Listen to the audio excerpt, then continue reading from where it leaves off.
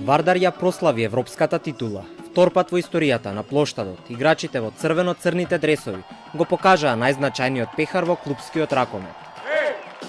Ова втор пат го кажувам. Скопски Вардар, европски првак!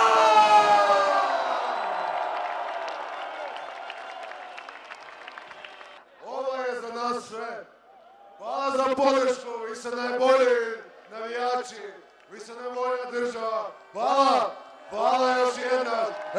Ајде Вардаре!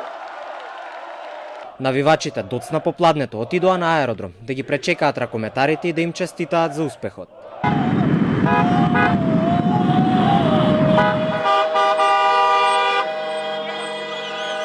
Ракометарите уште откако слетаа на аеродромот и тргнаа кон центарот на Скопје, започнаа да се загреваат за атмосферата и славието на плоштадот. Треба да сите да видиме горди што ми дел од овај бајке.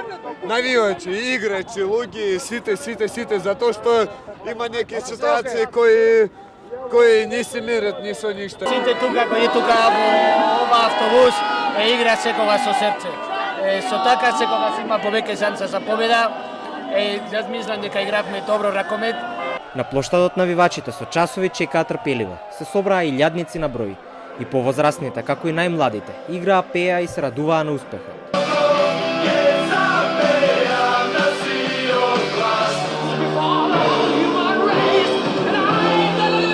Многу од играчите следната сезона веќе нема да бидат дел од клубот. Се збогуваат со навивачите, но на најубавиот можен начин, со пехар во рацете. Не ја исклучуваат можноста, некогаш и во иднина повторно да се сретнат со истите навивачи, кои го наполнија плоштадот за нив.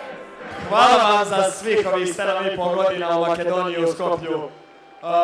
Neizmjerno mi je žao što idem, ali možda nas putem i neka opet spoje. Hvala vam puno i želim puno sreće svima. Верувајте, најубавиот дел од нивните кариери ќе им биде Вардар. Прославата на титулата на Скопски Вардар траеше до 1 час од пополноќ. Ја организираа градските власти. И ракометарите и стручниот штаб ќе бидат соодветно наградени за успехот кој го остварија на Final Four-от во Келн. Клубот го чека неизвестна иднина. Не се знае како ќе продолжи да функционира и кој ќе го финансира. Тројца играчи веќе официјално ќе играат за други клубови од следната сезона.